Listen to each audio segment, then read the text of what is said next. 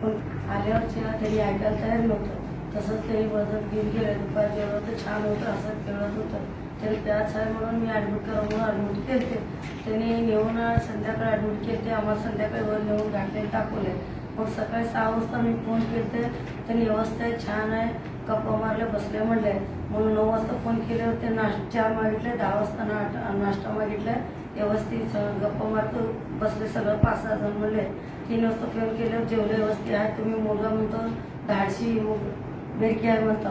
मग त्यानं तर छान आहे, तुम्हीच सांगा पोरगा आगाव आहे, मग पोरं लई भारी आहे, एवढं पेशंटमध्ये त्यानं छान आहे. त्यांनी बोलले 6 वाजता 8 वाजता फोन केला, तेवढं छान आहे म्हणले.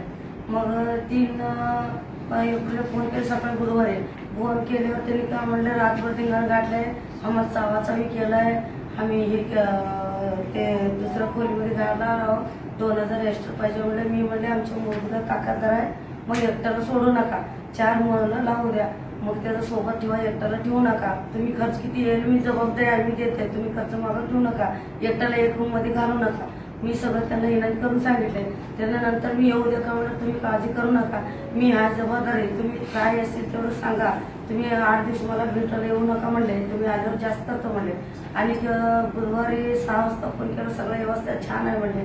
आणि संध्याकाळी म्हणल्यावर छान आहे, तुम्ही काळजी करू नका म्हणले. आम्ही खोबरे तेल साबण निर्मा सगळं आणून द्यावं का म्हणल्यावर, तुम्ही आल्या दिवशी पैसे द्या, तेव्हापर्यंत तुम्ही येऊ नका, सगळं पोचतो म्हणले. पोचतो म्हणजे सकाळी 6 वाजता लगेच फोन केला. त्यांनी काय म्हणले, रातभर गुरुद्वारा गेल्या म्हणून इंजेक्शन गोळी दिलं, त्यांना हालचाल करायला, त्यांना का सुट्टीवर नाही, 10 वाजता आल्यावर तुम्ही आंघोळ घालून नाश्ता देतो. 6 वाजता केल्यावर 10 वाजता केल्यावर काय म्हणले, आता उठायला आंघोळीला गेल्या म्हणले. मग नंतर म्हणलं मग व्हिडिओ कॉल कर म्हणलं मॅडमला. मॅडम म्हणले ते कंपाऊंडला देतो, त्यांनी करतात ते. त्याने म्हणलं का डॉक्टर ओपीडला आम्हाला करायला येत नाही, नंतर करतो, मग येऊ द्या का म्हणलं, तुम्ही येऊ नका म्हणले. आणि 4 वाजता फोन केलं, जेवले, दुपारी छान आहे, व्यवस्था काय येवायची गरज नाही म्हणले. 6 वाजता म्हणलं जेवले, खाल्लाय, तुमचं गरज नाही, आम्ही व्यवस्था काळजी करतो, तुम्ही काय समज नाही. आणि 7 वाजता लगेच फोन केले, तुमचं मुलाचा BP कमी व्हायला का, तर मला म्हणाले नाही, ते हार्ट कमी व्हायला आणि आदर्श दवाखान्याला शिफ्ट करणार. आदर्श दवाखान्यात शिफ्ट करणार म्हणलं तर नक्की सांगा कुठं करतो, कर्ज दवाखान्यात करतो का, तिथं नाही, आदर्श शिफ्ट करतो, तुम्ही तिकडे, आम्ही इकडे आलो म्हणे.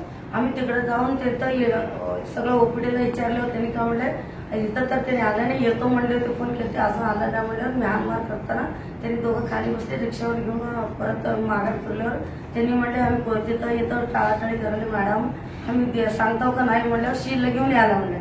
शीलला माहिले की पळत रिक्षा बंद केलं, पळत यापर्यंत आमचं जावई येऊन थांबला होता.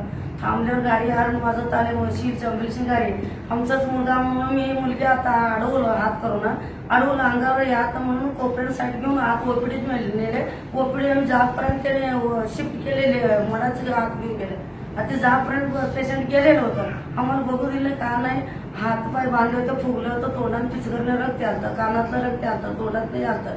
मी पुसायला गेल्यावर तोंडातनं कापूस येत होतं बाहेर, मी हाण मार करायला ते कापूस करून मारले तर ते 100% डॉक्टर मारलेला आहे. डॉक्टरला काय तर करायला पाहिजे. माझं येणार ते 1.5 वर्षाचे नातं एक सून आहे, माझं धंदा पडले, व्यवसाय एकच मुलगा आहे, नवरा वारलाय, हात जोडून सांगते माझं न्याय करा, डॉक्टरला काय कर, शिक्षा करा.